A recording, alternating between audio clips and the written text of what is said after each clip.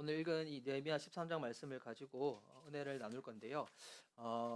오늘 우리 느헤미야 13장 우리 좀 전체적인 부분을 복습을 할 건데 우리 다시 시작할 수 있습니다라는 설교의 제목으로 은혜 누리도록 하겠습니다. 이 설교 말씀 제목만 듣더라도 참 위로가 되지 않습니까?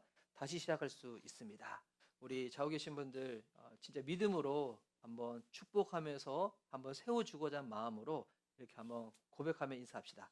다시 시작할 수 있습니다. 다시 시작할 수 있습니다. 됐습니다. 그리고 이제 늘 한결같이 방송실에서 또 자리를 지켜주는 또 우리 예지를 향해서도 시작. 다시 시작할 수 있습니다. 예. 제가 우리 교회를 개척을 하고 이렇게 주일마다 이렇게 설교를 할 때 어떨 때는 성경 이렇게 한 권을 정해서 이렇게 강의 시리즈로 쭉 할 때도 있고 어떨 때는 주제를 정해서 그 주제에 맞게끔 쭉 할 때도 있는데 근데 성경 한 권을 정해가지고 설교를 하는 게 참 쉬운 일은 아닌 것 같아요. 제가 처음에 개척할 때는 아직 이런 부분에서 제가 좀 이렇게 준비가 안 돼가지고 그때 1년 동안 요한복음을 나눈 적이 있었어요. 1년 동안 요한복음을 나눴었는데 그때 요한복음을 다 마치지 못했어요. 예, 쭉 했었었는데 그때 요한복음 한 19장, 20장까지 하다가 뒷부분은 못 맞췄었거든요. 예. 그리고 우리 올 초인가 우리 이제 갈라디아서 말씀을 나눴을 때도 2장인가 3장, 4장까지 나누고 뒷부분은 나누지 못했어요. 예. 근데 왜 이제 그랬었냐 되돌아보면 뭐 성경이 뭐 모든 성경이 그렇지는 않지만 성경을 보면 크게 전체적으로는 앞부분에는 좀 하나님께서 회복하시고 은혜되는 내용이 나오고 뒷부분에는 그 은혜를 받은 우리들이 어떻게 합당하게 생활해야 되는지 구체적인 부분이 나와요. 이게 신약 성경만 그런 게 아니라 구약 성경도 그렇거든요. 출애굽기 말씀을 보세요. 1장부터 19장까지는 하나님께서 이스라엘 백성들을 구출하시는 내용이죠. 근데 20장에서 십계명의 말씀을 주시고 그리고 출애굽기 마지막까지는 하나님의 백성으로서 그들이 어떻게 살아가야 되는지에 대해서 하나님이 구체적인 말씀을 주세요. 율법의 말씀을 주시죠. 그러다 보니까 우리가 이제 어떤 강의 설교를 하려고 할 때 성경 한 권을 딱 정하잖아요. 그러면 이제 그 앞부분의 내용을 나눌 때는 성도님들이 참 좋아해요. 왜냐하면 거기에 위로가 있고 회복이 있고 용서가 있고 용납이 있거든요. 근데 우리 하나님 그래서 교회는 처음에는 치유 공동체로 시작을 합니다. 하나님의 그 사랑 가운데 은혜 가운데 우리가 어떻게 회복되어지는지. 근데 교회가 치유만 강조되다 보면 나중에는 교회를 통하여 해야 될 사명을 놓치게 돼요. 그래서 뒷부분에 어떤 부분이 나오냐면 우리가 하나님께 용서받고 은혜 받은 자로서 구체적으로 어떻게 살아가야 될지에 대한 내용이 나오거든요. 사명에 대한 내용이 나와요. 우리 선교 단체들은 어디에 더 강조를 두고 있을까요? 사명에 대한 강조가 많이 있겠죠. 근데 교회들은 치유에 대한 내용들이 좀 많이 있는데 실제로 교회가 교회다워지기 위해서는 치유와 사명을 같이 가져가야 됩니다. 그래서 제가 이렇게 한 권 성경을 딱 정해서 설교를 할 때마다 끝까지 나누기가 참 쉽지 않았던 부분들은 이 뒷부분에 가면 되게 구체적이고 좀 어떻게 보면 좀 부담스러운 내용들이 많아요. 뭐 갈라디아서를 왜 뒤 끝부분 왜 못했는지 알아요? 뒷부분에 가잖아요. 하나님이 정말 오밀조밀하게 우리 안에 있는 모든 부분들을 다 드러내셔가지고 정말 예수님을 닮아가는 그 삶이 무엇인지를 말씀하실 때 조정이 필요해요. 우리 삶 가운데. 그래서 나누다가 뒷부분 못 나눴었는데 근데 이번에 이제 느헤미야 말씀을 어찌하였든 우리 끝까지 다 나눌 수 있었던 게 너무 감사한 것 같아요. 예, 다 나눌 수 있었던 게 올해 이제 우리의 삶을 딱 뒤돌아볼 때 참 감사한 부분도 있지만 버티어서 감사한 부분도 있지만 근데 어떤 분들에게는 이게 무너지고 흐트러지고 멈추고 엉킨 일들도 많이 있었을 거예요. 그리고 시별이 됐지만 아직 그 부분이 해결되지 않은 부분도 많이 있을 거예요. 가정적으로나 아니면 관계적으로나 아니면 신앙적으로도 그럴 수도 있어요. 우리의 마음도 그럴 수가 있죠. 우리 인생 그렇지 않아요? 세워짐과 무너짐이 계속 반복되어집니다. 세워짐과 무너짐이. 그런데 이제 오늘 이번 우리 하반기 때 살펴봤던 느헤미야를 보면서 하나님이 우리에게 주시는 그 놀라운 이야기가 뭐냐면 느헤미야는 단순한 성공담의 이야기가 아니에요. 한 명의 탁월한 리더십이 어떤 건지 이거를 말하는 책도 아니에요. 예. 성벽은 완성되어졌죠. 그런데 지난주 13장 기억나세요? 또 무너져요. 겉모양은 있는데 그들의 신앙이 무너지거든요. 예. 회복했는데 다시 실패하는 거예요. 근데 그 안에서 우리는 우리가 믿는 하나님이 어떤 분인지를 다시 보게 되는 거예요. 넘어진 가운데 일으키시고 무너짐 속에서도 다시 세우시는 하나님. 우리는 변덕이 심하죠. 우리는 실패합니다. 그런데 우리의 변덕보다 우리의 실패보다 더 크신 분이 하나님이라는 거예요. 이게 너무 중요해요. 느헤미야서를 읽는데 야, 느헤미야 참 탁월한 리더다. 여러분, 여기서 멈추면 안 됩니다. 우리의 시선이 어디까지 가야 되는 거예요? 우리는 또 넘어질 수도 있어요. 또 변덕 부릴 수도 있어요. 우리의 삶은 만만치 않을 수도 있어요. 그런데 그런 것보다 훨씬 더 크신 분이 하나님이시라는 거예요. 그래서 올 25년도를 또 마무리하는 이 시점에 느헤미야의 이 전체를 바라보면서 우리가 붙잡아야 될 한 가지 복음의 선언이 있어요. 그게 뭔가 오늘 설교 제목이에요. 우리는 다시 시작할 수 있다는 거예요. 왜? 우리의 넘어짐보다 하나님이 크시고, 우리의 병덕보다 하나님이 크시고, 우리의 실수보다 하나님이 크시고, 우리의 죄악보다 하나님이 크신 분이시기 때문에. 근데 이게 우리의 의지만으로 이루어지는 것이 아닙니다. 느헤미야서를 쭉 보다가 우리가 계속 발견되어지는 게 있어요. 뭐냐면 하나님의 손이에요. 우리를 붙잡으시는 하나님의 손. 네. 연약하고 넘어지고 또 동일한 죄의 문제 때문에 또 스스로도 자책하고 힘들지만 그런데 하나님의 손은 늘 우리를 붙잡고 계시다는 거예요. 네. 여러분, 이것에 대한 믿음의 확신이 없으면 얼마나 불안할까요? 네. 우리 자녀들을 바라볼 때 우리 자녀들의 모습을 통해서도 왜 우리가 힘드냐면 자녀들이 내 말을 안 들어서 힘든 게 아니에요. 자녀들을 통해서 나의 연약함을 보기 때문에 힘든 거예요. 예. 그런데 여기서 우리가 그럼에도 다시 그 믿음으로 세워지는 나가는 부분은 우리의 의지보다 크신 분이 하나님이시고 하나님의 그 손이 나를 붙잡고 계시고 자녀를 붙잡고 있고 우리 가정을 붙잡고 있고 우리 교회를 붙잡고 있다는 거예요. 그래서 제가 이번 하반기 이 느헤미야서를 읽고 준비할 때마다 늘 제 마음에 들었던 마음이 그 마음이에요. 이 이야기 내 이야기인데, 또한 이 이야기는 우리 교회의 이야기인데 라는 마음이 너무 많이 들었어요. 예. 여러분, 우리 교회를 보십시오. 작은 교회로 시작한 우리 교회가 하나님 허락하시는 인도하심을 받아서 하나님께서 붙여주는 사람들, 연약한 사람들을 품으려고 합니다. 근데 이게 참 쉽지가 않죠. 지치기도 하고 흔들리기도 하고 이번 주 월요일부터 수요일까지 가정교회로 개척한 목사님들 6가정을 딱 이렇게 모시고 최은규 목사님과 2박 3일 동안 코칭을 가지면서 얘기를 들어봐요. 그러면 되게 보편적으로 공동적으로 힘든 이야기들이 있거든요. 근데 들어보면 다 그 얘기를 해요. 사천에 계신 분들은 사천이 힘들다고 하시고 김해에 계신 분들은 김해가 힘들다고 하고 부산에 계신 분들은 부산이 힘들다고 하고 근데 서울에서는 저밖에 없었거든요. 저밖에 없는데 서울에 있는 저는 전 서울에 있으니까 근데 이제 뭐 저 혼자 나누면 공감이 잘 안 되잖아요. 근데 이제 우리 뭐 제가 가끔씩 나누지만 안국철 목사님이 금요일로 올라오셨다가 토요일 날 죽전 우리 교회에서 그 목자들 교육을 하고 잠깐 내려가셨는데 그러더니 그 얘기를 하시는 거예요. 와, 서울에서 맨 땅에 헤딩은 이거 안 될 것 같아.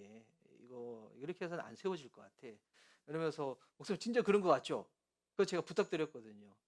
안국철 목사님이 무슨 얘기를 저한테 하셨어요. 최소한 이 정도는 있어야 될 것 같아. 그래서 목사님 기도해 주세요. 그렇게 돼야지 우리가 영원에서 제3의 교회가 될 수 있을 것 같아요. 그 다 이게 그래서 우리가 놓여진 상황들을 보면 늘 지칠 수밖에 없는 이야기입니다. 근데 그때 이제 우리가 믿음으로 바라봐야 될 것은 하나님의 손이 우리와 함께 있다는 거. 혹시 그거 보이세요? 하나님의 손이 여러분 옆에 있는 사람들한테 있는 거 보이세요? 하나님의 손이 우리 가정에 있다는 거 보이세요? 하나님의 손이 우리 교회에 있다는 거 보이세요? 예.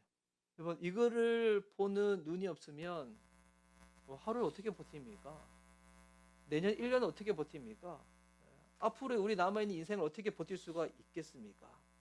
그래서 오늘은 이 느헤미야 말씀을 우리 한번 복습을 하면서 하나님께서 어떻게 우리를 다시 시작하게 하시는지를 함께 보려고 합니다. 느헤미야가 1장부터 13장까지 있는데 전체를 다 살펴볼 수는 없잖아요. 그래서 주요 사건들을 한 세 부분만 보려고 해요. 세 부분만. 이 세 부분에서 어떤 내용이 담겼는지를 한 문장으로만 딱 설명을 하고 그 안에 담긴 하나님의 메시지를 나누는 것으로 느헤미야서를 이제 좀 마치려고 합니다. 그래서 우리 1장에서 2장, 그리고 8장에서 10장, 11장에서 13장 요 세 부분을 한번 보려고 하는데요. 먼저 우리가 볼 부분이 1장에서 2장입니다. 이 1장에서 2장의 내용은 어떤 내용인가? 제가 PPT를 준비했는데, 자, 1장에서 2장의 내용은 이겁니다. 이거 한번 같이 한번 따라 읽어볼까요? 자, 시작. 무너짐은 끝이 아니라 시작입니다. 무너짐은 끝이 아니라 시작입니다. 느헤미야가 그 타지에서 다른 나라에서 이렇게 있을 때 그에게 들렸던 그의 고국의 이야기는 어떤 이야기였습니까? 예루살렘이 돌 무더기가 되고 폐허가 되고 지금 절망적인 상황에 놓여 있다는 이야기를 들었죠. 오늘 이게 좀 노이즈가 끼시죠? 소리가 왜 이런지 모르겠네. 어디서 이런지 모르겠네.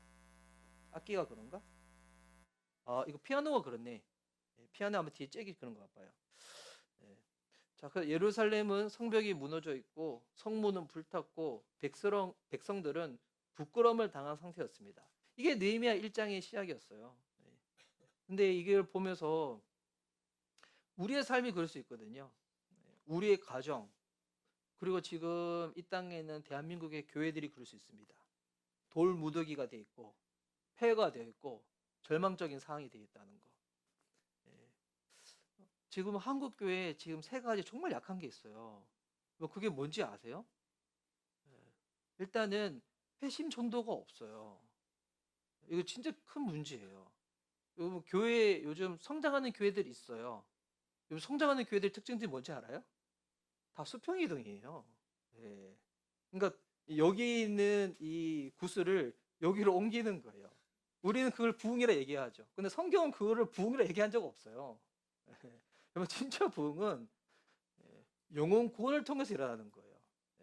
요즘 한국교회 가장 큰 문제는 회심 전도가 없다는 거예요. 그 죽전 우리교회의 선임 목사님이 제 초등학교 후배거든요. 그래서 그 얘기를 해요. 죽전 우리교회가 작은 교회는 아니거든요. 근데 1년에 세례받은 숫자가 5명이 안 된다는 거예요. 되게 심각하거든요. 그리고 또 두 번째 문제는 뭔지 알아요? 남자 리더십이 안 세워져요. 이게 정말 지금 심각한 문제예요. 뭐 그렇다고 해서 뭐 여성들만 있으면 되지 않나? 뭐 여성 리더십 세워줘야 되죠. 근데 급격하게 남자 리더십들이 교회에서 없어요. 진짜 심각한 문제예요. 그리고 세 번째 문제는 뭘까요? 다음 세대들의 이탈률이 너무 심각한 거예요. 초등부에서 중등부 올라갈 때, 중등부에서 고등부 올라갈 때 가장 심각한 건 언제예요? 고등부에서 대학생이나 청년들 올라갈 때. 뭐 다른 교회 이야기를 듣는 게 좀 불편하니까 들진 않겠는데 정말 심각해요. 근데 이제 우리 이 세 가지 심각한 문제가 있는데 이거를 우리는 뒤로 쑥 숨기고 겉모습만 보려고 해요. 요즘 소위 성장하는 교회들 보세요. 요거 세 개 살펴보잖아요. 요거 세 개 안 돼요. 건물이 있고 사람들 모인다고 하고 프로그램도 있고 있는데 이미 어떤 거냐면 이미 잘 믿는 사람들을 떠나지 않게끔 붙잡으려고 하는 세미나 프로그램들로 꽉 있지. 비신자들, 남자 리더십들, 다음 세대들 이거 없어요. 근데 이게 여러분 프로그램으로 될까요? 프로그램은 안 돼요. 이거는 섬김과 관계 외에는 안 돼요. 기도 외에는 안 돼요. 근데 이런 얘기를 들었을 때 첫 시작은 뭐냐면 하나님 이거 얼마나 아파하실까. 이 하나님의 통증이 저는 거기에 있다 생각하거든요. 지금 대한민국 교회를 보러 볼 때 하나님의 통증은 건물들이 없네, 프로그램이 없네, 이거 아닌 것 같아요. 이 세 가지가 지금 무너져 있다는 이 하나님의 통증. 이 통증에 느헤미야처럼 반응하는 사람들이 있어요. 예. 같이 아파하는 거예요. 같이 우는 거예요. 예. 여기서부터 시작하는 거거든요. 예. 느헤미야가 어떻게 반응했습니까? 그 소식을 듣고 난 다음에 어떤 사람들 그러거든요. 우리는 괜찮아. 우리는 지금 이렇게 뭐 평안하잖아. 우리는 하잖아. 이런 사람들이 반응 않겠죠. 그런데 아무리 나는 평안한 환경에 있더라도 큰일 났네. 이거 어떻게 하지? 반응하는 사람들은 눈물로 반응해요. 심지어 느헤미야는 자기 문제 아니잖아요. 근데 뭐였습니까? 금식했죠. 그리고 기도합니다. 예. 이게 뭐 저는 목회자다 보니까 교회적인 이야기를 했지만 우리 개인의 삶이나 가정과 교회가 그러할 때 첫 시작은 함께 아파하는 거예요. 함께 아파하는 거. 예. 이 함께 아파하는 그 마음이 있을 때 어디까지 쭉 이어지냐면 울기도 하고 금식도 하다가 기도까지 이어지는 거예요. 예. 정말 이 부분 놓고 한번 기도해 보는 거예요. 다른 사람의 아픔을 놓고 기도해 보는 거예요. 제 아내 이야기라서 참 나누기가 좀 그럴 수는 있는데 지난주 우리 요구르트 이모님의 우리 따님을 만났잖아요. 만났는데 근데 따님이 너무 씩씩한 거예요. 예, 지금 들었던 병세만 봤을 때는 되게 지금 심각한 것 같은데 그래서 제가 그분 만나서 제가 한 가지만 약속을 해달라 했거든요. 이제 병원에 들어가서 이제 여러 가지 검진을 받고 일주일 뒤에 나오는데 꼭 다시 한 번만 나 만나달라고. 예. 제가 나았으면 좋겠다고 기도해 줬지만 꼭 제 기도가 응답되는 건 아니잖아요. 예. 나을 수도 있고 어떻게 될지 모르잖아요. 근데 왜 꼭 한 번만 저 다시 만나달라 얘기했냐면 그때 이제 만났을 때 저 예수님 소개하고 싶어가지고. 예. 어떻게 될지는 결과가 어떻게 될지 모르겠지만 만약에 본인이 원하는 만큼 결과가 좋지 않으면 진짜 이미 암이 온몸에 퍼진 거라면 이제는 되게 힘들잖아요. 근데 꼭 한 번 만나달라는 것은 그때 제가 꼭 예수님 소개하고 싶어가지고. 근데 그때 제 아내가 희수자매님 만났을 때 그 얘기를 했다는 거예요. 지금 희수자매님이 아프고 고통스러운 거에 밥만 나한테 줬으면 좋겠다고. 내가 그래서 함께 내가 앞에 해줬으면 좋겠다고. 예. 그 우리 이제 주중에 우리 교회 성도님 중에서 몸이 아프신 분도 있었잖아요. 저희 이제 제가 그분도 기도했었거든요. 기도했었더니 진짜 하나님이 저한테 좀 신비로운 경험을 해주셨는데 그 뭐냐면 제가 요즘 이유 없이 되게 어지러워요. 예, 그러면서 제가 요즘 태희 목자님의 마음을 좀 이해를 해요.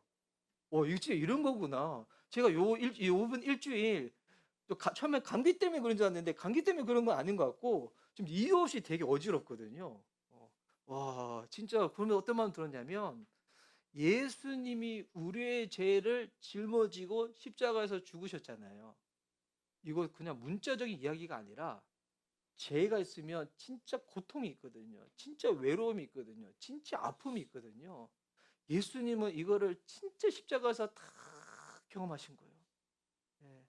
인간이 인간으로서 살아갈 때 당하는 그 외로움, 고통, 통증, 아픔을 그 하나님이신 예수님이 이 땅에 인간으로 오셔서 그냥 나한테 넘어왔다 치자 하고 죽으신 것이 아니라 이분 진짜 다 경험하신 거예요. 그래서 예수님께 여러분이 당하고 있는 그 어떤 고통의 문제든 아픔의 문제든 외로움의 문제든 예수님의 이름으로 기도할 때 그분이 모르시는 게 아니에요. 그분 정말 다 아세요. 그분이 정말 다 아시기 때문에 내가 얼마나 그것 때문에 고통스러운지를 아시는 그분이 우리에게 도와주시는 거예요. 응답해 주시는 거예요. 그래서 느헤미야는 이렇게 기도하고 난 다음에 이번 기도를 하잖아요. 그러면 이제 어떤 게 생기냐면 그는 왕 앞에 나와서 실제로 도움을 구하죠. 그리고 예루살렘을 다 돌아와서 밤에 다 성벽을 살피고 난 다음에 이제 뭐 하냐면 하나님 우리들 가운데 함께 해달라고 주님의 개입을 구하면서 그가 나아가거든요. 예. 그래서 처음에 동감하는 눈물로 시작할 수 있어요. 그리고 난 다음에 이제 기도를 하겠죠. 기도를 하다 보면 구체적인 생각을 주님께서 주세요. 근데 이것으로 끝나지 않고 이제 중요한 것은 하나님의 개입하심이 있어야 된다는 거예요. 이게 이제 느헤미야 1장 2장에서 가장 중요한 핵심이거든요. 느헤미야 2장 18절 말씀을 보면 자, 제가 읽을게요. 나는 또한 나의 하나님이 선하신 손길로 나를 잘 보살펴 주신 일과 왕이 나에게 한 말을 그들에게 말하였다. 그랬더니 그들은 공사를 시작하겠다고 나에게 다짐하였고 힘을 내어 기꺼이 그 보람 있는 일을 시작하였다. 여러분, 이 느헤미야 1장 2장의 제일 중요한 부분이 이 부분이에요. 나의 하나님이 선하신 손길로 나를 잘 보살펴 주신 일과 그가 마음으로 함께 동감하고 눈물 흘리고 금식하고 기도하고 기도 가운데 하나님이 생각을 주셔서 왕 앞에 나와서 내가 이렇게 하고 싶다고 얘기를 하고 예루살렘에 와가지고 모두 무너진 것을 다 살펴보는 순간에 느헤미야는 항상 뭘 경험했는가? 하나님의 선한 손길에 나와 함께하고 있구나. 하나님의 선한 손이 나와 함께하고 있구나. 이게 하나님의 계획하심이 있었다는 거예요. 뭐 하나님의 개입하심이 없으면 우리가 아무리 애쓴다고 해도 그것으로 끝나버리잖아요. 우리에게도 무너진 영역들이 있을 겁니다. 이때 우리 하나님 앞에서 머무르는 시간이 필요합니다. 무너진 것을 그냥 덮는다고 해서 해결되지 않습니다. 눈물 날 수 있죠. 가슴 아픈 거 당연한 일이죠. 근데 그 눈물이 실패의 증거가 아니라 회복의 출발점이 됩니다. 그때 하나님께 그냥 구하십시오. 구하면 하나님이 작은 것부터 실천할 수 있도록 그런 생각을 주실 거예요. 정말 작은 것부터요. 여러분 큰 거 너무 큰 거 생각하지 마시고 이번 주 제 최영기 목사님 만나다 보니까 최영기 목사님 얘기를 오늘 설교에 좀 찾아올 수 있는데 최영기 목사님 그 얘기 저한테 하시는 거예요. 본인은 인생을 살면서 한 번도 큰 계획을 가져본 적이 없다고. 그냥 오늘 하루를 살 때 주님이 나한테 주셨던 말씀에 순종하는 게 전부였다고. 그래서 본인의 인생의 가장 큰 핵심은 하나였다고.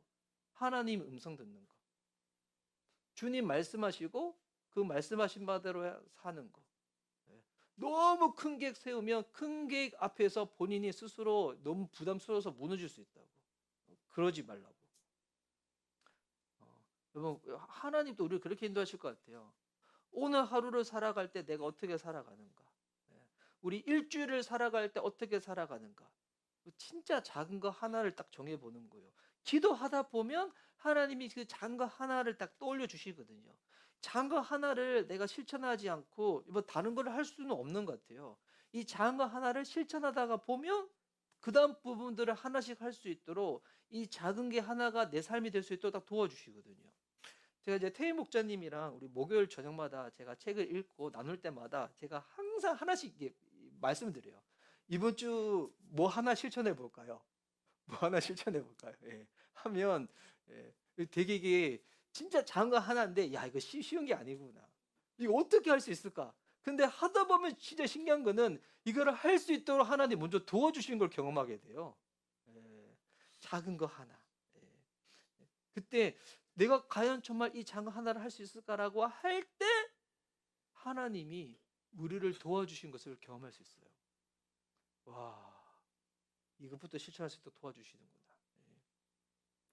그리고 이 느헤미야서를 통해서 우리가 두 번째 확인할 수 있는 것은 무너짐은 끝이 아니라 시작이잖아요. 두 번째는 뭐냐면 말씀 앞에서 우리는 다시 일어납니다.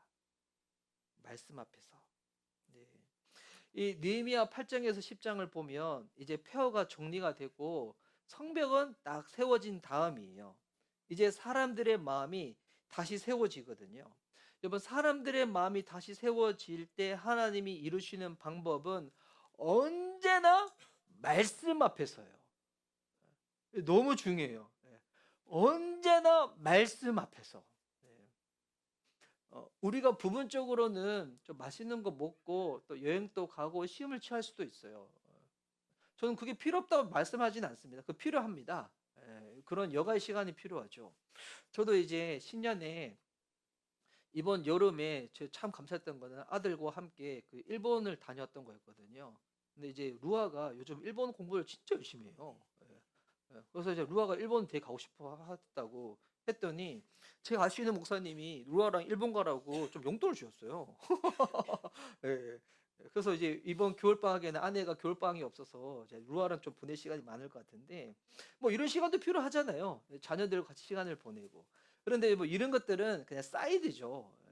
근데 가장 중요한 건 우리의 인생에 정말 하나님의 개입하심으로 회복이 일어나는 가장 중요한 부분은 말씀 앞에서요.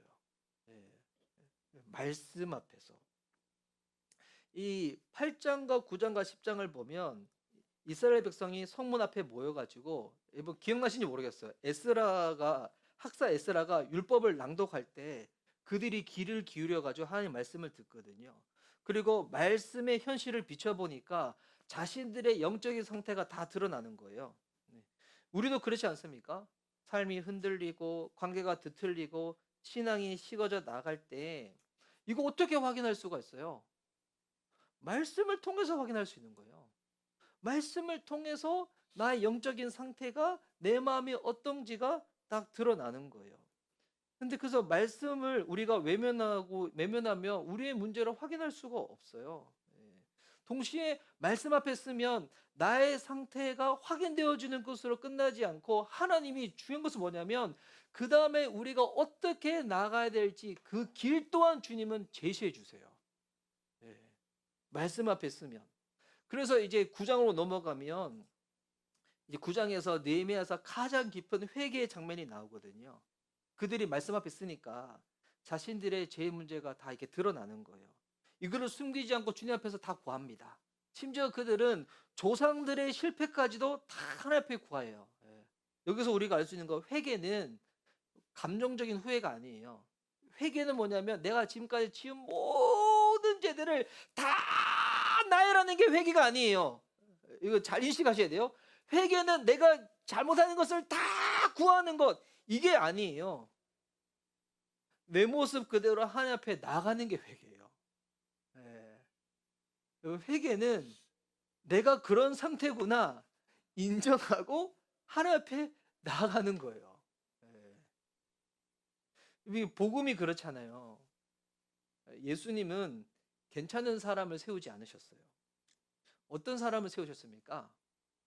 자신의 실패를 인정하는 사람들을 세우시는 거예요. 십자가 앞에 쓰면 우리의 죄가 다 드러나지만 동시에 십자가에서 예수님은 우리에게 새로운 생명을 주시거든요. 이게 십자가의 능력이죠. 그래서 이제 8장, 9장에서 회개를 하고 난 다음에 10장에서 그들은 말씀을 듣고 울기만 한 것이 아니라 말씀 앞에서 다시 자기들의 삶들을 정비하기 시작합니다. 그래서 신앙은 단순히 감동이 아니에요. 내 삶의 방향을 하나님께로 날마다 돌리는 선택을 하는 거예요. 이번 말씀 앞에 쓰면 우리 새가족이든 어린아이 신앙이든 오래된 성도든 다시 시작할 수 있습니다. 말씀 앞에만 쓰면 다시 시작할 수가 있어요. 그래서 우리 신년에 제가 우리 이제 교회 목회자로서 우리 성도님한테 권하는 부분은 우리 말씀 앞에 쓰는 것을 다시 했으면 좋겠습니다. 말씀을 취하는 방법이 있어요. 5가지 방법이 있거든요. 듣는 게 있고, 읽는 게 있고, 공부하는 게 있고, 암송하는 게 있고, 묵상하는 거 있어요. 듣는 건 뭐예요? 지금 이렇게 예배 시간에 설교 말씀 듣는 거겠죠? 읽는 거는 읽는 거고, 공부하는 것은 상공부하는 거고, 또 암송하는 게 있고, 묵상하는 게 있는데, 이거 뭐 다 하면 좋지만 또 사람들마다 뭐 신앙의 훈련에 따라 가지고 잘할 수 있는 분도 있고 못하는 분도 있는데 제가 이제 내년에 집중하고자 하는 부분은 저희 교회 이 영적인 상태를 딱 인식을 해서 가장 기초부터 하려고요. 뭐 하려고 하는 것인가? 성경 말씀부터 읽자. 성경 말씀부터 읽자. 예. 그거 하고 난 다음에 묵상하자.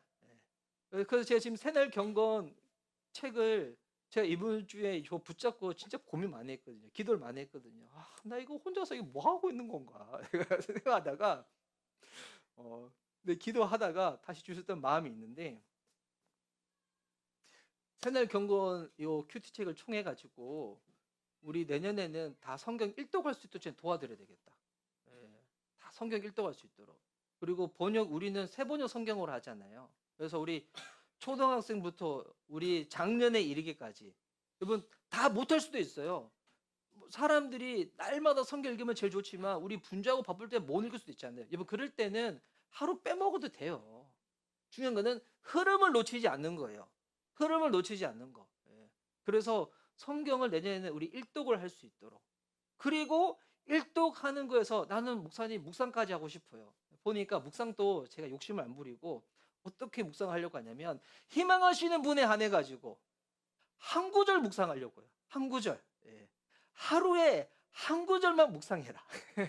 근데 이거 뭐 본문 길게도 보니까 너무 어려운 것 같아. 예. 우리 교회 수준에 딱 맞춰가지고. 예. 근데 묵상 못해도 돼요? 묵상 전에 뭘 하는가? 우리 좀 성경을 좀 읽는 훈련.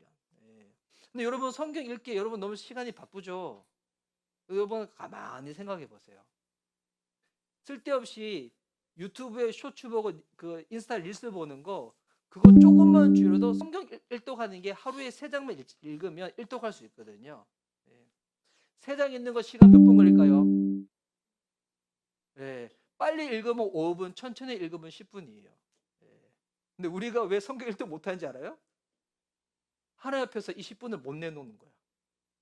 예. 요 10분을 못 내놔요. 예. 요 10분만 내놓잖아요? 일독할 수 있어요. 예. 목사님이 가끔씩 그런 분이 있어요. 목사님 저 일독해도 기억도 안 나던데요. 맞아, 여러분 성경 일독한 이유는 성경에 있는 말씀들을 다 기억하기 위해서 일독하는 거 아니에요. 그 시간만큼은 하나님 앞에 머무르는 거예요. 이해 안 돼도 돼요. 읽자마자 기억에서 바로 지워져도 상관없어요. 훈련하는 거예요. 훈련하는 거. 이 시간을 내 삶에 만드는 훈련을 하는 거예요.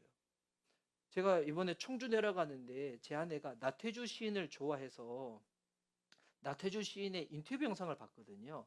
나태주 시인 읽어보면 와, 너무 이렇게 사람의 마음을 너무 잘 만지잖아요. 나태주 시인 그 얘기를 하는 거예요. 이 시가 쓰일 때 어떨 때 영감이 확 들어오면 쓰이지만, 근데 영감이 들어올 때만 시 쓰지 않는다고. 본인은 하루에 딱 3번 시간을 주고 있는데요. 시 쓰는 시간. 그때는 시가 쓰이든 안 쓰이든 무조건 그 시간 앞에, 책상 앞에 앉아서 쓴대요. 그 훈련하는 시간이 쌓이고 쌓여서 뭐가 되냐면 시가 쓰여지게 된다는 거예요. 여러분 이게 이 주변에 있는 그런 어떤 영역에서 탁월한 전문가들을 보면 그들이 어떠한 뛰어남으로 만들어지는 것 같죠. 결코 그렇지 않아요. 훈련이에요. 머무르는 시간이에요. 예. 그래서 내년에는 뭐 하다가 힘들면 하루하루 스킵하고 못할 수도 있지만 우리 교회 성도님들과 함께 정말 말씀을 함께 읽는 이런 시간을 한번 훈련해 보려고 합니다. 예. 10분이면 말씀 읽을 수 있습니다. 예. 여기서 여력이 더 되신다? 그러면 한 구절 묵상까지 한번 해보는 거죠. 예. 근데 이런 부분들을 결국 어떻게 하는가? 혼자서 할 수 있을까요? 아니요. 그래서 이 느헤미야서를 통해서 우리가 확인할 수 있는 이 3번째는 뭐냐면, 이게 무너지면 끝이 아니라 말씀 앞에 우리는 다시 시작한다. 3번째는 하나님은 공동체를 통해서 다시 세우십니다. 공동체를 통해서 성벽이 세워지고 말씀 앞에서 다시 세워진 이 다음에 하나님은 백성을 공동체 안에서 다시 세우시는 거예요. 여러분 이 회복이라는 것은 개인적인 감동으로서는 오래 가지 않습니다. 지속성이 떨어져요. 근데 함께하는 자리에서 서로가 붙잡아주고 열매가 맺을 수 있도록 서로 격려해주고 딱 세워져 나가는 거거든요. 그래서 이 11장에서 13장이 있는데 11장과 12장의 내용이 무엇인가? 11장에서 기억나시는지 모르겠어요. 예루살렘의 성에 거주할 사람들을 배치하거든요. 제비 뽑기도 하고 자원을 받기도 하고 어떤 이는 성 안에 살고 어떤 사람은 성 밖에 살고 각자의 자리가 하나님에 의해서 딱 주어지는 거예요. 그리고 그 믿음 안에서 다시 시작하는 거예요. 하나님이 우리에게 그 새로운 자리를 주십니다. 새로운 자리. 예, 새로운 자리. 예. 근데 그 새로운 자리 어떤 자리입니까? 살아가는 자리죠. 예. 여러분이 그리스도인으로서 가정에서 살아가고 또 직장인으로서 그리스도인으로 살아가고 교회에서는 목장 식구로 살아가는 자리. 하나님께서 그 자리를 우리에게 맡기시는 거예요. 예, 그 자리. 그리고 이제 12장에서는 예루살렘 성벽 봉헌 예식을 하거든요. 그러니까 여러 찬양대가 두 팀으로 나눠서 성벽을 따라 돌면서 하나님 앞에서 큰 기쁨으로 예배를 드리는 것을 볼 수가 있어요. 그러니까 회복의 절정은 언제나 예배의 회복인 거죠. 여러분 이거를 보면서 우리의 삶 가운데 적용할 수 있는 게 있어요. 아까 11장은 어떤 자리라고요? 살아가는 자리. 12장은 예배하는 자리잖아요. 이거 이제 우리의 삶에 적용하면 제가 오늘 아침에 커플의 삶 때도 그 얘기 나눴었고 어제 우리 목장 모임 가서도 그 얘기 나눴었는데 우리가 신앙생활할 때 우리가 진짜 겸손할 필요가 있는데 여러분 평생 우리가 지켜야 될 두 자리가 진짜 있어요. 예배 자리와 목장의 자리예요. 예. 목장의 자리는 뭐예요? 여러분이 살아가는 삶의 자리 가운데서 주님 앞에 머무르는 시간이 목장의 자리잖아요. 예배 자리는 뭐예요? 우리가 그리스도인으로서 예배자로서 한 주를 마무리하고 한 주를 시작하면서 주님 앞에서 살아가는 그 자리. 이 두 자리예요. 목장의 자리와 예배의 자리. 어떤 분들은 개인적으로 성경 읽기도 하고 기도하기도 하잖아요. 근데 제가 봐도 진짜 그렇고 이게 최영기 목사님도 그 얘기 하시고 안구성 목사님도 그 얘기 하시던데 예배 자리를 지키지 않고 목장의 자리를 지키지 않고 혼자서 성경 읽고 기도하시는 분들은 나중에 꼭 문제를 일으키더라. 진짜 그런 것 같아요. 예. 여러분 성경 읽는 거 기도하는 거 오히려 못해도 돼요. 오히려 내가 신앙이 없잖아요. 예배 자리부터 지켜도 돼요. 목장 자리부터 지켜도 돼요. 그리고 나서 여러분 성경 읽고 기도하면서 우리가 주님과 함께 시간을 보내는 거거든요. 근데 예배 자리 지키지 않고 목장 자리 지키지 않은 사람들은 하나님 앞에 그냥 내 관계만 세운 사람들은 나중에 이 공동체를 좀 무시할 수도 있고 이 진짜 교만으로 흘러가는 케이스를 저도 너무 많이 봤어요. 여러분 그래서 신년에 진짜 우리가 지켜야 될 자리 예배 자리 목장의 자리예요. 아주 우리 교회가 목장이 좀 약하긴 약하죠. 그래도 감사하게도 CTCK 목장이 참 이 자리를 잘 지켜줬고 우리 싱글 목장이 좀 이렇게 흩어지고 난 다음에 다시금 붙잡아서 진행을 하고 있는데 하여튼 이 목장의 자리를 잘 지킬 수 있도록 우리 좀 부족한 가운데서 이 부분을 잘 할 수 있도록 하여튼 제 아내가 또 제가 하여튼 잘 기도하면서 준비해 보도록 하겠습니다. 이렇게 두 자리를 지켜가는 거예요. 근데 이게 두 자리를 지켜도 그 두 자리에서 말씀을 듣고 말씀을 나누고 함께 기도하고 삶을 나누며 하는데 근데 지난주 혹시 말씀 기억나는지 모르겠어요. 13장에서 아주 충격적인 내용을 보죠. 이렇게 그들이 말씀의 자리를 삶의 자리를 지키고 예배 자리를 지키는데 13장에 보니까 이게 무너지는 거예요. 정확히는 성벽이 짓고 난 다음에 10년이 지나고 난 다음에 성전이 방치되고 안식일이 지켜지지 않고 다음 세대들이 결혼을 하는데 이방인들과 결혼하면서 그들의 언어를 잃어버리는 게 13장에 나오거든요. 그러니까 신앙에 막 혼합주의가 막 생기게 되는 거죠. 여러분 이렇게 잘 세워진 공동체도 다시 무너지는 거예요. 근데 이럴 때 느헤미야는 어떻게 하는가? 포기하지 않고 다시 세웁니다. 신앙은 한번 회복되면 계속 유지되는 게 아니에요. 다시 흐트러지기 때문에 세우는 과정이 필요합니다. 그래서 회복의 진짜 모습은 한 번의 성공이 아니에요. 넘어져도 다시 세워지는 그 은혜를 반복적으로 계속 경험하는 거예요. 반복적으로. 우리 하나님 말씀을 왜 계속 듣는 겁니까? 왜 계속 대하는 겁니까?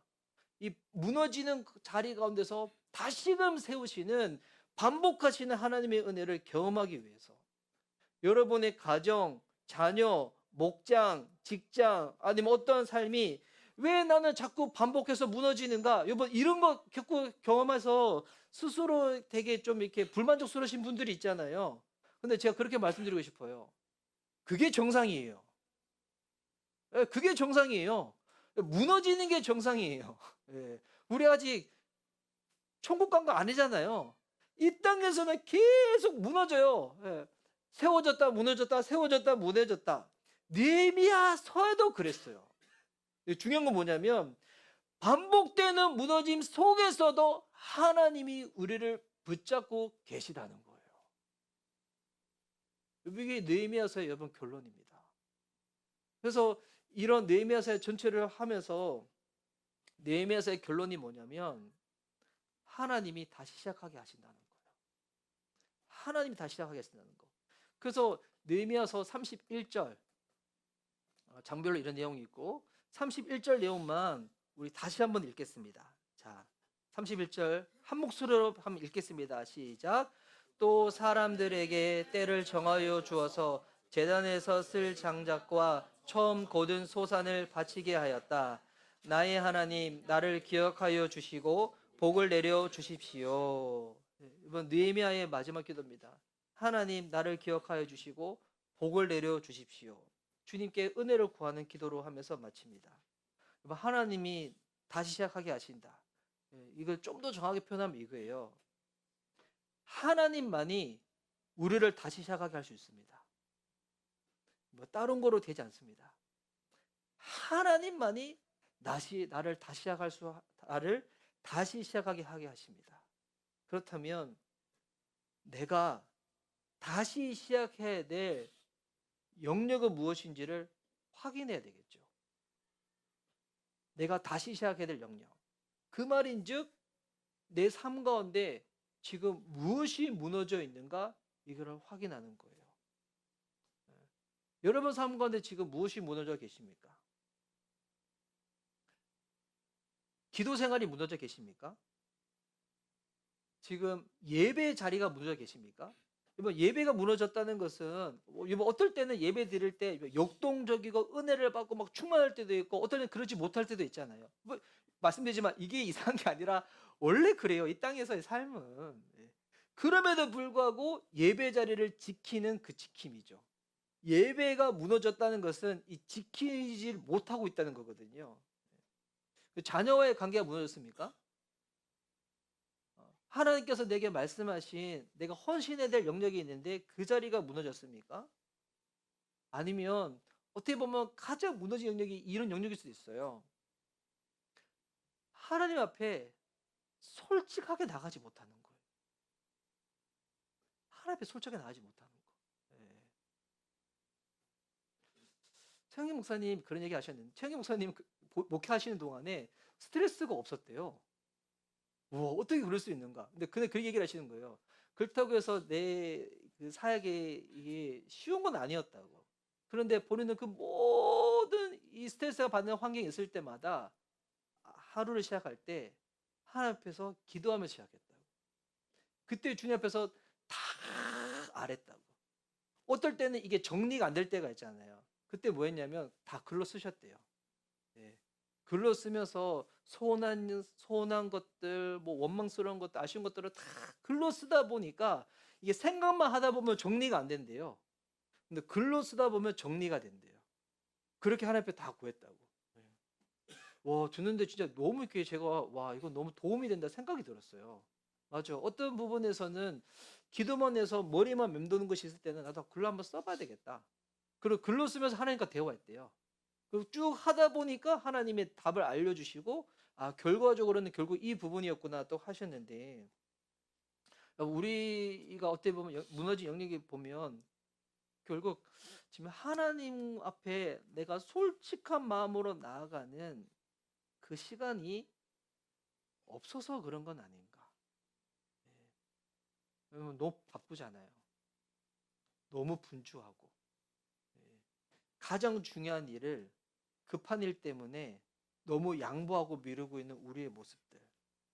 그런데 너무 감사한 거는 하나님이 다시 시작할 수 있다고 우리에게 말씀하시는 거예요. 그래서 오늘 이 느헤미야서를 통해서 우리가 확인할 수 있는 이 세 가지. 어떻게 다시 시작할 수 있는가? 이 부분에서 눈물로 공감하시든 마음으로 공감하시든 일단 본인이 먼저 공감함을 인정하는 거겠죠. 그리고 말씀 앞으로 나아가는 거고, 그리고 공동체를 통해서 나아가는 거예요. 하나님이 우리를 초대하시는 거예요. 다시 할 수 있다고. 말씀으로 공동체로 다시 시작할 수 있다고. 네. 다시 시작하게 하시는 분이 오늘 이 자리에 함께 하십니다. 그분이 우리를 다시 세우실 겁니다. 그래서 우리 25년도를 마치고 26년도를 갈 때, 우리 26년도에 늘 그 보면 송구yo시 예배 끝나고 말씀 뽑기를 했었잖아요. 말씀 뽑기 할 때 작년에 제가 그 말씀 드렸어요. 아직 이렇게 내가 어떤 말씀 내가 채야 될지가 준비가 안 되신 분들은 제가 말씀을 준비할 테니까 기도하고 뽑으시면 되고, 근데 이 부분에서 좀 성숙하신 분들은, 준비하신 분들은 본인이 스스로 말씀을 정하셔도 돼요. 말씀을 정하셔도 돼요. 시간이 남아 있잖아요. 근데 말씀 정하고 작년에는 제가 그냥 뭐 저한테 알려달라고 말씀 안 했는데, 근데 올해는 정하신 말씀 문제를 저한테 좀 알려주세요. 네. 그리고 신년에 기도 제목들 늘 적었잖아요. 올 25년 동안에 감사 제목도 적고 기도 제목도 적을 건데, 그 기도 제목을 적으실 때 우리 막연한 거 말고 예, 좀 구체적이고 올 1년 동안에 내가 정말 세우고 싶은 것을 한번 정해보는 거예요. 예. 그걸 주님께 기도하는 거예요. 하나님, 제가 왜냐면 이거 그렇게 안 하면, 생각해보세요. 23년도 거를 24년도에 반복하셨을 거예요. 24년도 거를 25년도에도 반복하셨을 거예요. 근데 이것도 얼렁뚱땅 넘어가고 그냥 애매한 거 적잖아요. 그럼 또 이렇게 20년 또 넘어간다니까요. 우리의 인생이 길지 않아요. 이렇게 하다가 언젠가는 주님 부르시는 그날에 다 우리 천국 가야 되는데, 예, 우리 주님 닮아가야 되잖아요. 예, 주님 닮아가려면 한번 이제 남아있는 25년도 이제 한 두세 주 남아있는 동안에 한번, 아무리 지금 바쁘죠. 뭐 송년회도 있고 뭐 연말도 있고 너무 바쁘지만, 급한 것 때문에 중요한 거 놓쳐버리면 또 이렇게 어영부영 넘어갑니다. 한번 이 남은 기간 동안에 신년에 하나님 내가 어떤 말씀을 붙잡고 살아가야 될지 정할 수 있는 분들은 정해보시고, 정하기 어려우신 분들은 송구시 예배 끝나고 이렇게 한번 뽑아보시고, 그리고 26년도 기도 제목을 좀 구체적인 거, 예, 하나님 정말 저 이거 이렇게 하고 싶습니다. 그러면 주님이 그 물어보실 거예요. 너 그거 왜 하고 싶어? 주님 그거 물어볼 거예요. 그거 왜 하고 싶어? 그럴 때 주님과 대화가 시작되는 거죠. 저 이것 때문에 그러고. 그럼 주님이 또 물어보실 거예요. 그게 왜 너한테 중요해? 하나님도 이것 때문에 저 중요하다니까요. 근데 그게 정말 중요해? 그거 꼭 이루어지길 그거 안 이루어지면 네 인생이 안 세워지는 걸까? 네. 제가 이번에 최영기 목사님께 제가 하나 들고 왔던 이슈가 있었거든요. 최영기 목사님 저한테 그 얘기를 하시는 거예요. 그게 목사님 좋아라고 하는 거예요? 아니면 교회 좋아라고 하는 거예요? 그 영혼 때문에 하는 거예요? 우와, 제 속마음이 들키는 듯한 느낌이 들었어요. 네. 우리가 어떻게 보면 드러난 표면적인 것 가운데 스스로의 안에는 이면적인 부분들을 스스로 속고 있을 때도 많거든요. 근데 그를 계속 파고들고 가다 보면 주님이 정말 내 삶 가운데 무엇을 세워야 될지를 주님이 알려주세요. 어떻게 보면 지금 여러분 삶 가운데 가장 중요한 그것은 여러분이 지금 생각하는 그것이 아닐 수도 있어요. 대화를 하면, 기도를 하면 하나님이 가장 중요한 그것을 알려주실 거예요. 그리고 그러다 보면 급하고 분주한 것들을 후순위로 미루고자 할 때 마음 되게 두렵거든요. 예. 마음 지금 조급하고. 이 구체적인 얘기 들으면 우리 지금 자녀들의 삶 가운데 제일 중요한 게 뭘까요? 우리 청소년 삶 가운데 제일 중요한 게 뭘까요? 예. 고3이다 보니까 공부하는 것도 중요하고 뭐 하는 것도 중요하지만, 예, 지금 제가 보기에 제일 중요한 거는 두 개예요. 뭔지 알아요? 아니? 뭘까? 제일 중요한 두 가지. 하나님과의 관계를 바로 세우는 것과 부모님과의 관계를 바로 세우는 거예요. 예. 이게 제일 중요해요. 근데 우리는 이거 중요한 거를 안 하죠. 다른 것 때문에. 예. 제일 중요한 거. 하나님 관계 바로 세우는 거 자꾸 후순위에 미루고 부모님과의 관계 바로 세우는 거 잘 안 하잖아요. 예. 여러분 배우자의 관계에서 제일 중요한 게 뭘까요? 남편과 아내의 관계에서 제일 중요한 거. 예. 왜? 우리 여러분 기억나시죠? 여러분 결혼식 할 때 여러분 결혼식에 저 없었지만 여러분 분명히 서약하셨을 거예요.